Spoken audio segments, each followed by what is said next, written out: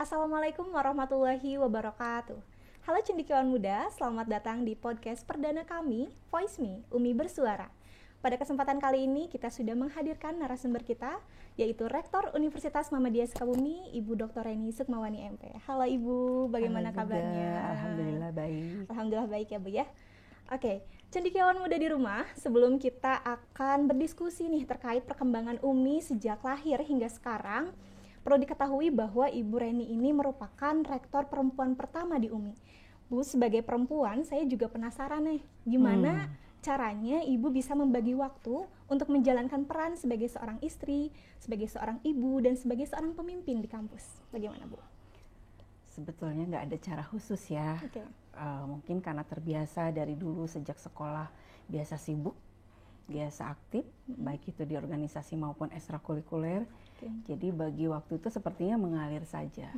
Tapi yang paling penting itu adalah tahu posisi. Tahu posisi, jangan lupa bahwa saya perempuan, saya sebagai istri, saya juga sebagai ibu, tetapi karena saya memilih untuk berkarir, saya juga sebagai wanita karir gitu ya, di Umi lah ya, sebagai dosen gitu ya. Nah, yang memudahkan itu adalah karena terbiasa, biasa. Nah, yang kedua karena berupaya untuk memahami peran sebagai ibu, sebagai istri, sebagai juga dosen secara profesional yang sudah membuat kontrak kerja, bahwa bersedia bekerja berapa waktunya gitu ya, kerjanya seperti apa, ya otomatis harus bertanggung jawab dengan itu. Memang kalau tidak disyukuri akan tampak melelahkan, tapi itu bagian dari pilihan ya. Jadi saya prinsipnya begini, kalau sudah waktunya memerankan sebagai istri, saya berperan sebaik-baiknya sebagai istri. Ada kesempatan waktu untuk bisa melaksanakan tugas saya sebagai istri, ya dilaksanakan sebaik-baiknya. Ada kesempatan untuk mendidik anak di rumah, berperan sebagai ibu dari kecil dulu nih ya, membangun membiasakan menyiapkan sarapan, mau sekolah bahkan nganterin ke sekolah, tapi tetap datang tepat waktu ke kampus, itu sudah biasa. Apalagi ibu sebetulnya menikah itu dari sejak kuliah. Sejak kuliah, Bu? Ya, dari sejak kuliah. Jadi ya KKN itu lagi hamil 6 bulan. Luar biasa. Kemudian penelitian itu juga sudah punya bayi. Ketika sidang itu bawa bayi. Jadi suksesnya ya lulus sidang ya punya bayi juga ya, punya anak juga. Betul. Jadi udah terbiasa gitu. Jadi sepertinya karena sudah terbiasa, akhirnya ya mengalir begitu saja. Tapi yang paling penting itu karena bantuan suami juga. Support juga ya Bu ya. Jadi saling mendukung. Kalau saya tidak bisa, suami yang bisa gitu. Ya saling bagi tugas. Baik. Jadi mungkin perilaku untuk manajemen waktu itu sudah terbentuk dari dulu ya Bu ya, mengalir karena Ibu juga aktif gitu ya. Aktif di organisasi dulu, OSIS ya mungkin, kemudian juga ekstrakurikuler. Ibu dulu ikut dari SD ikut sanggar tari, kemudian juga dari SD ikut tenis meja, ikut poli gitu ya, kemudian juga di pramuka. Ya udah biasa ya Bu ya, terbagi waktu. Baik Bu, sekarang kita diskusinya akan lebih fokus nih Bu, sesuai dengan judul podcast kita kali ini, yaitu Umi Dulu, Sekarang, dan Nanti. Nah, Umi lahir sejak tahun 2003. Mungkin Ibu juga menjadi salah satu saksi perkembangan Universitas Muhammadiyah Sukabumi. Bisa diceritakan Bu, Umi pada saat itu seperti apa? Umi pada saat itu, jadi saya termasuk yang beruntung ya. Beruntung karena bergabung di Umi dari sejak awal Umi berdiri, yaitu tahun 2003 itu gitu ya. Pada saat itu, pada awal berdiri, Umi itu serba terbatas dalam arti ya karena baru lahir. Dari sisi jumlah mahasiswa saja waktu itu di angkatan pertama itu hanya sekitar 200 lebih lah ya. Tidak sampai 300 kalau tidak salah ya, saya takut lupa. Pokoknya sekitaran segitu, antara 200 sampai dengan 300. Dari sisi sarana prasarana juga mungkin tidak seperti kondisi sekarang, juga terbatas. Jumlah SDM juga tidak seperti sekarang, banyak ya, terbatas, tapi tetap memenuhi standar nasional untuk jumlah program studi jumlah dosen di program studi. Kemudian juga dari sisi fasilitas lainnya, ditambah kami semua masuk itu dalam kondisi hampir mayoritas saat itu sarjana ya. Oke. Jadi memang pada saat itu belum ada ketentuan jadi dosen itu harus S2 minimal, dan si sarjana. Jadi semuanya baru memasuki dunia perguruan tinggi dengan pemahaman dan pengetahuan yang terbatas gitu. Tapi dalam kondisi seperti itu pun saya merasakan betul, saya dan teman-teman pada saat itu yang berjuang bersama-sama dari 2003 itu semangatnya tinggi. Semangat tinggi dengan keikhlasan bahkan mau berkorban gitu ya. Saya kira tanpa itu semuanya Umi mungkin juga tidak akan jadi seperti sekarang. Dan bisa dilihat masih banyak yang ada sekarang dosen di Umi yang sekarang, pegawai di Umi sekarang itu yang memang dari awal di Umi sampai sekarang masih bertahan gitu. Ya, kondisi dulu itu seperti itu gambarannya gitu. Tapi itu tidak menyurutkan semangat, justru itu yang menjadi tantangan. Dan kita semuanya semangat ya Bu ya, dengan betul. keikhlasan. Kalau boleh tahu Bu, di awal itu ada berapa program studi Bu? Ada 10 prodi. 10 prodi. Sementara sekarang kita sudah 23 program studi. Saat itu 10 prodi itu tanpa fakultas. Tanpa fakultas. Ya, program studi aja 10 prodi itu. Berarti kan memang perjalanannya panjang ya Bu ya. Panjang. Apalagi saat sekarang kita memasuki usia ke-21 tahun nih Bu, sebetulnya dapat dikatakan sebagai usia yang memasuki dewasa. Ya, masuki dewasa, kemudian seiring dengan perjalanannya tadi disebutkan juga Umi memiliki histori perjalanan yang nggak mudah juga tapi tetap progresif Bu. Alhamdulillah. Dan pada saat ini baik mahasiswa, dosen maupun sivitas akademika mampu bisa merasakan dan menikmati kemajuan dari Universitas Muhammadiyah Sukabumi ini sendiri. Sekarang sudah jauh lebih kemajuannya luar biasa. Luar biasa ya Bu ya, apalagi sekarang kita punya gedung yang representatif, dilengkapi dengan fasilitas yang menunjang lainnya. Gimana Bu tanggapan Ibu tentang fenomena tersebut? Saya melihatnya bahwa ini semua tidak akan tercapai tanpa jasa-jasa dari para pendahulu. Para pendahulu dari mulai mungkin awal pembentukan Umi dulu berdasarkan amanah persyarikatan daerah Muhammadiyah ya, pimpinan daerah Muhammadiyah Sukabumi, kemudian juga para pendiri Universitas Muhammadiyah Sukabumi juga, kemudian juga para pendahulu pimpinan yang merintis ya, BPH juga gitu ya. Tanpa itu semua Umi tidak akan mencapai seperti saat ini gitu. Jadi saya melihat seperti ini bersyukur sekali, dan mudah-mudahan tidak berhenti sampai di sini. Yang menjadi kunci adalah komitmen bersama. Komitmen bersama untuk kemajuan bersama gitu. Dan kemajuan saat ini menunjukkan bahwa selama ini komitmen untuk maju bersama itu ada dan itu menjadi modal dasar. Kemajuan saat ini menjadi modal dasar dan tidak membuat kita berhenti ya Bu ya, tidak mudah puas untuk pencapaian hari ini. Hari ini harus lebih baik dari kemarin. Hari esok harus lebih baik dari hari ini. Itu itu yang menjadi salah satu komitmen kami ya untuk bersama-sama terus meningkatkan kemajuan Umi. Baik Bu. Nah, Ibu juga pernah menjabat sebagai wakil rektor termuda pada saat itu, yaitu wakil rektor 1. Juga pernah menjabat sebagai PLT wakil rektor 3 Bu.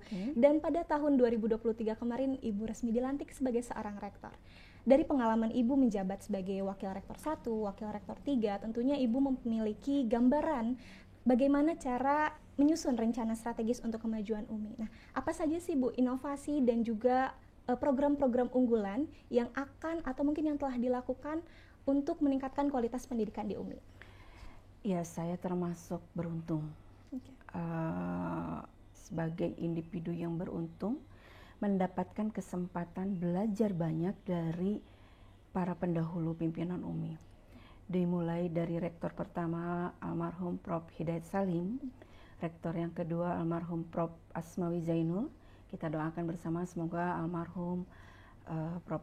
Hidayat Salim, Prof. Asmawi Zainul selalu mendapatkan tempat di sisinya ya, husnul khotimah. Kemudian juga saya mendapatkan banyak belajar juga dari rektor yang ketiga Bapak Dr. Sakti Alamsa. Pembelajaran yang saya peroleh dari beliau-beliau ini sangat berharga dan itu yang menjadikan landasan saya untuk bagaimana membawa Umi ini ke depan menjadi dalam mencapai visinya. visi Umi yang unggul dalam keilmuan dan keislaman. Itu juga yang menjadi landasan saya dalam menyusun strategi. Sehingga saya menyusun strategi untuk mencapai visi Umi itu membagi untuk satu periode yang pertama ini membagi dalam 4 tahap. Tahap yang pertama itu tahap adaptasi dan resiliensi untuk 1 tahun pertama. Karena masih baru ya, kamu harus penyesuaian, harus adaptasi. Adaptasi itu juga bukan hanya adaptasi internal, tapi juga dengan kebijakan-kebijakan yang baru. Yang kedua adalah tahap akselerasi. Jadi setelah melewati tahap adaptasi dan resiliensi, akselerasi. Jadi semua dipercepat, mempercepat untuk peningkatan. Kemudian yang ketiga adalah tahap transformasi. Dengan akselerasi ini diharapkan terjadi transformasi Umi. Transformasi Umi ini salah satunya bisa dilihat dari peningkatan IQPT misalnya, indikator kinerja utama perguruan tinggi, betul. Dan yang keempat, diharapannya di tahap yang keempat ini maka akan dicapailah Umi yang bereputasi. Nah, untuk mencapai itu semua ada 7 program melalui misi yang akan dijalankan dalam 4 tahun ke depan. Yang pertama ini adalah bagaimana menciptakan good university governance. Kemudian yang kedua, bagaimana membawa SDM yang ada di Umi ini menjadi SDM yang lebih bertalenta, berkinerja, dan tentu saja sejahtera. Kemudian yang ketiga, meningkatkan tridharma yang berkualitas dan kolaboratif. Kita nggak bisa jalan sendiri, tentu saja harus berkolaborasi dengan banyak pihak ya. Kemudian yang keempat, implementasi kerjasama yang berdaya saing ini juga sangat penting sekali kerjasama ini. Dan yang kelima itu adalah fasilitasi terbaik untuk kegiatan kemahasiswaan.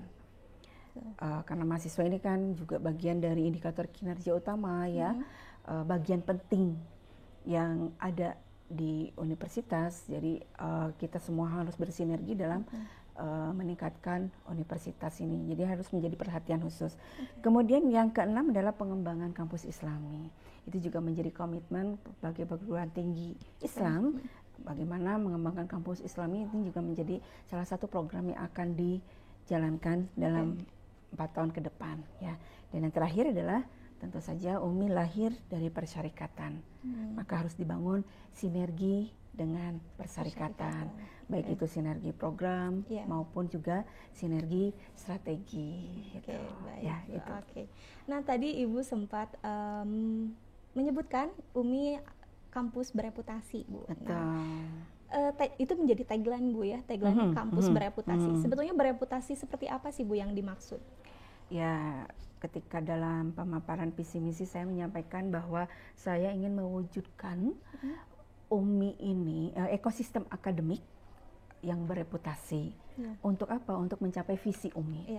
Ujung-ujungnya tetap visi Umi.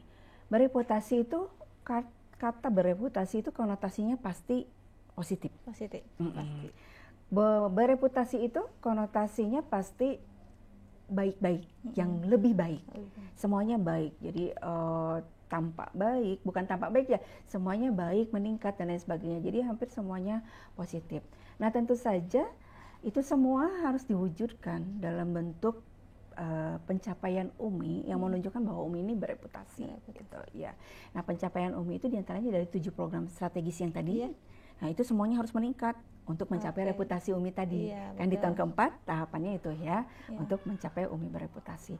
Nanti secara fisik, secara kasat mata atau secara fisik akan dibuktikan dengan misalnya meningkatnya akreditasi, raihan akreditasi, meningkatnya raihan IQPT meningkatnya pemeringkatan Umi hampir semuanya itu dibuktikannya dengan itu. Gitu. Nanti ada hasilnya ya, Bu ya, dari tagline Umi bereputasi tadi. Jadi apapun yang dikerjakan dalam upaya untuk meningkatkan reputasi Umi. Reputasi Umi ini untuk apa? Untuk mencapai visi Umi yang unggul dalam keilmuan dan keislaman. Jadi reputasinya itu secara khusus tadi melalui 7 program tadi, secara umum catur dharma sebagai bagian dari dharma yang harus dijalankan oleh semua sivitas akademika UMI, pendidikan, penelitian, pengabdian, dan ISM kemuhamadian semuanya harus bereputasi, harus meningkat. Oke, Masya Allah ya Bu ya. Dari 7 rencana strategis tadi yang disampaikan Bu, salah satunya juga perlu adanya kolaborasi dengan berbagai pihak, kerjasama, dan lain sebagainya. Nah, bagaimana sih UMI berkolaborasi dengan berbagai pihak, baik di tingkat lokal, nasional, bahkan mungkin internasional Bu, untuk meningkatkan mutu dan aksesibilitas pendidikan? Saya sampaikan tadi bahwa salah satu program itu adalah implementasi kerjasama yang berdaya saing. Yang berdaya saing ini artinya yang memang betul-betul kerjasama yang dilaksanakan, kerjasama yang diimplementasikan itu memiliki nilai, gitu ya. Nah, bagaimana caranya untuk menjaring kerjasama itu? Kerjasama itu sebetulnya bisa dengan berbagai pihak, gitu.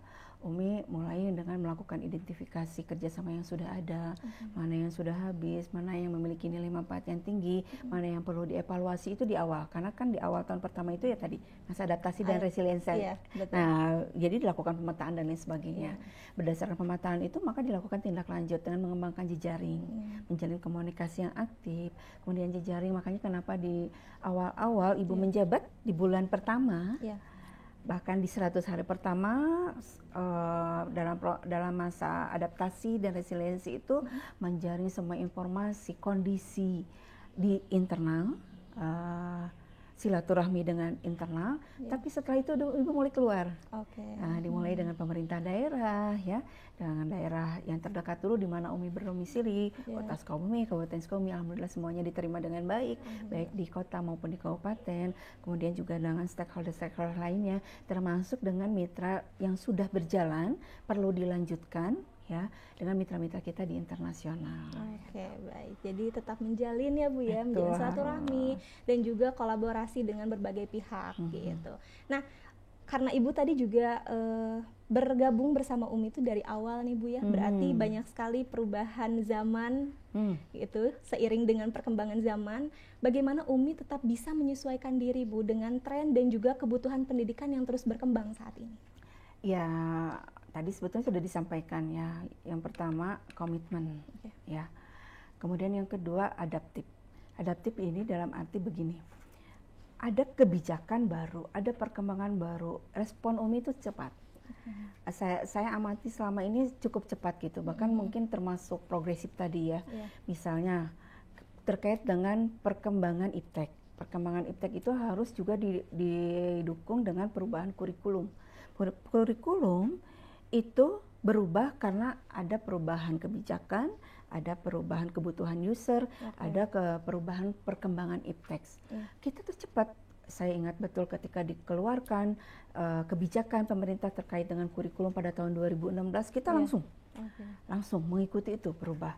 Kemudian ketika tahun 2019 waktu itu ada 4.0 ya, kemudian masuknya literasi baru, literasi data, literasi teknologi, literasi digital, kita cepat.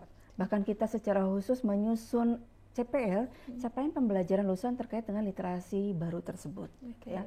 Kemudian pentingnya dimasukkan entrepreneur, kita cepat. Bahkan mata kuliah kewirausahaan itu menjadi mata kuliah wajib di UMI. Ya. Kemudian tahun 2020 Kemdikbud kita mengeluarkan kebijakan terkait dengan MBKM, Merdeka Belajar Kampus Merdeka. Kita juga cepat. Paling pertama, dan UMI ini pertama kali mendapatkan hibah, termasuk salah satunya saya ya, yang mendapatkan hibah itu, yang membuat proposalnya ya.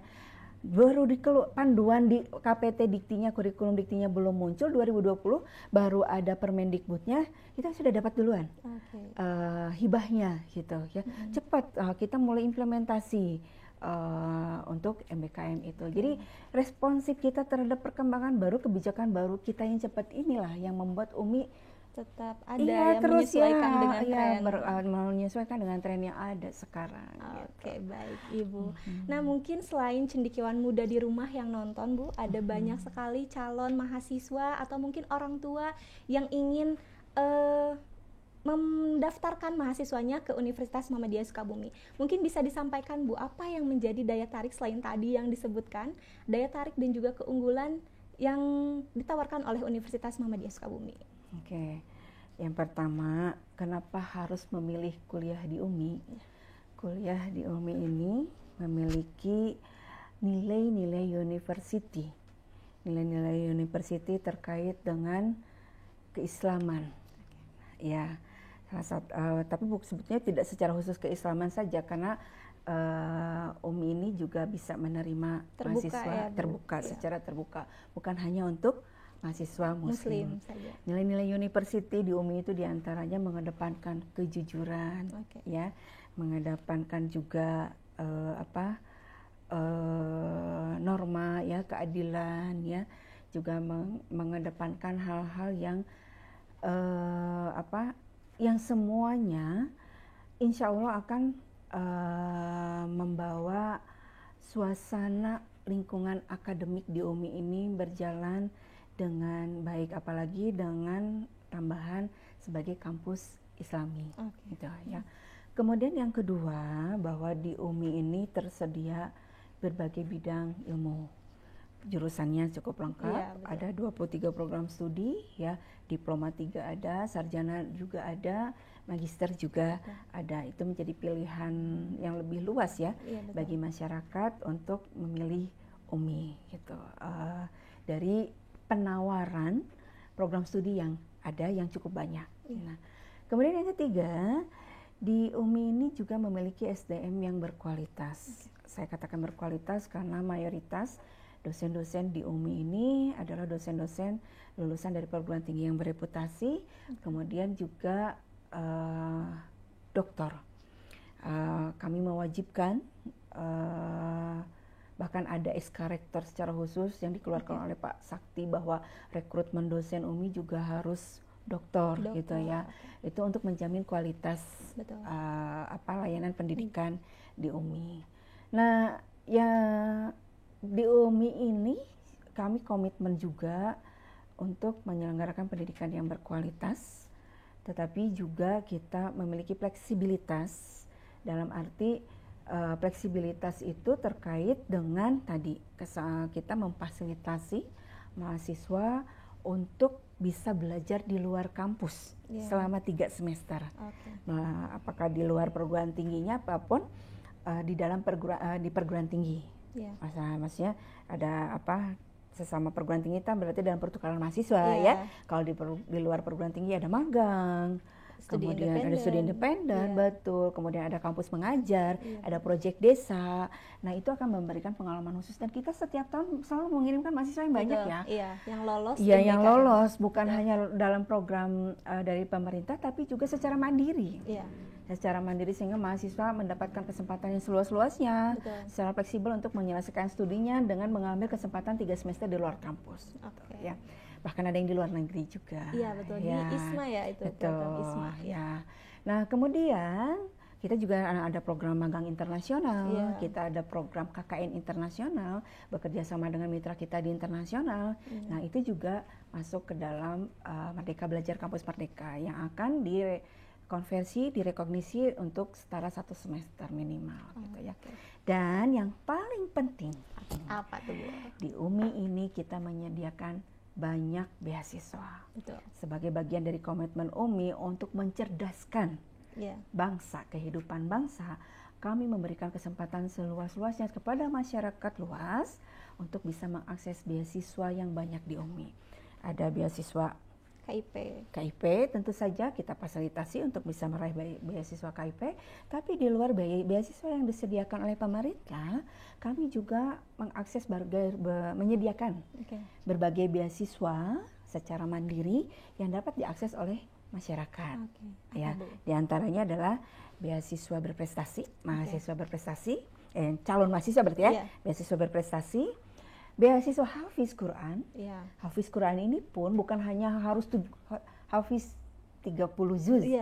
Nanti ada berapa juz hafalnya, beasiswanya berapa juz hafalnya, ada rentang-rentangnya. Generasi muda yang memiliki keinginan kuat, ya, untuk menjadi penghafal Al-Quran, ya, supaya tetap juga bisa mendapatkan akses pendidikan akademik yang baik, ya, melalui program beasiswa ini, atau menjadi penyemangat untuk meningkatkan hafalannya, gitu, ya. Nah, kemudian juga ada beasiswa beasiswa kemitraan. Beasiswa kemitraan, saya menggait berbagai mitra Umi untuk bersama-sama berkontribusi dalam memberikan akses beasiswa, mengakses pendidikan, ya, melalui program beasiswa dengan mitra-mitra kami itu beasiswa kemitraan ini juga salah satunya diperuntukkan untuk beasiswa putra daerah. Oke, beasiswa putra daerah. Beasiswa putra daerah ini juga sudah dikomunikasikan juga dengan pemerintah kabupaten dan kota Sukabumi tentu saja, karena ini namanya beasiswa putra daerah, maka harus mendapatkan rekomendasi dari pemerintah. Daerahnya gitu untuk bisa mengakses. Nah, dengan harapan beasiswa putra daerah ini melalui rekomendasi pemerintah daerah setelah lulus kembali ke daerah, kembali ke desanya untuk membangun desanya. Betul. Ini bagian dari upaya kami untuk bersama-sama bukan hanya membangun SDM daerah, tapi juga membangun daerah. Gitu melalui SDM-nya yang kita didik menjadi sarjana, kemudian kembali ke daerahnya dan mengembangkan daerahnya. Jadi komitmen itu salah satu komitmen untuk beasiswa putra daerah. Kemudian ada lagi khusus untuk keluarga Muhammadiyah ya. Kami ada juga beasiswa persyarikatan kader Muhammadiyah, dan ada juga alumni sekolah Muhammadiyah di seluruh Indonesia. Iya betul, di seluruh Indonesia. Di luar itu juga masih banyak beasiswa secara khusus. Ada beasiswa pejuang pangan, ada beasiswa relawan pajak, ada beasiswa apa lagi ya terkait dengan saya lupa tajdid pendidikan, pendidikan biologi. Betul, ada lagi beasiswa, ada 7 yang khusus. Saya lupa lagi ya. Nah, nanti mungkin bisa nanti kita ulik di episode selanjutnya. Nah, boleh nanti bisa secara khusus beasiswa-beasiswa itu seperti apa dan bagaimana, mungkin bisa langsung dengan wakil rektor bidang kemahasiswaan. Betul. Yang saking banyaknya nih ya, saking banyaknya beasiswa yang disediakan oleh Umi, saya sampai tidak semuanya hafal istilah-istilahnya. Betul. Oke, baik. Jadi untuk cendekiawan muda di rumah, gak usah ragu lagi untuk pilih Universitas Muhammadiyah Sukabumi. Dan kita informasikan bahwa pendaftaran kita sudah dibuka secara online, bisa diakses di www.pmb.umi.ac.id. Bisa diakses di rumah, kita tunggu bergabung menjadi bagian dari Universitas Muhammadiyah Sukabumi. Baik Bu, terakhir nih, pesan yang ingin disampaikan bagi para mahasiswa Universitas Muhammadiyah Sukabumi. Pesan apa ya? Buat seluruh mahasiswa di UMI atau siapapun ya yang menyimak podcast ini, waktu cepat berlalu, tidak terasa ya. Mungkin kalau dipikir-pikir Teh Ripa, perasaan baru kemarin lulus SMA, betul ya, Berain SMP, baru kemarin SD, kuliah, tiba-tiba lulus. Setelah lulus itu apa gitu ya. Waktu itu begitu cepat berlalu. Umi juga ya, saya di Umi ini perasaan baru kemarin bergabung di Umi, tahu-tahu sekarang Umi menuju 21 tahun. Begitu cepatnya berlalu waktu, maka akan sangat rugi kalau diisi dengan hal yang sia-sia semata. Karena itu, manfaatkan waktu sebaik-baiknya, manfaatkanlah selagi muda dengan hal-hal yang positif, isi dengan hal-hal yang baik, jangan sampai menyesal di kemudian. Karena masa depanmu Anda yang menentukan. Masa depan bagaimana kita hari ini. Itu saja mungkin dari luar saya. Biasa ya. Jadi untuk para mahasiswa nih, manfaatkan waktu sebaik-baiknya karena waktu memang cepat berlalu ya Bu ya. Baik. Terima kasih banyak Ibu sudah berkenan hadir pada podcast perdana kita hari ini. Sama-sama, terima kasih juga sudah dijadwalkan. Iya, sami-sami Ibu. Dan pastinya sangat menginspirasi dan menambah semangat kita semua untuk tetap tekun dan meningkatkan potensi yang dimiliki Universitas Muhammadiyah Sukabumi. Sekali lagi terima kasih banyak Ibu sudah bergabung. Sama-sama, terima kasih juga semuanya. Iya, semoga Ibu Rektor selalu diberikan kesehatan dan juga kelancaran dalam menjalankan aktivitasnya. Amin. Baik cendekiawan muda, demikian podcast kita hari ini. Jangan lupa untuk di like, komen, dan juga di subscribe. Sampai jumpa di podcast selanjutnya. Saya Rifa Nur Fatimah pamit undur diri. Wassalamualaikum warahmatullahi wabarakatuh. Waalaikumsalam warahmatullahi wabarakatuh. Terima kasih banyak Ibu. Sama-sama.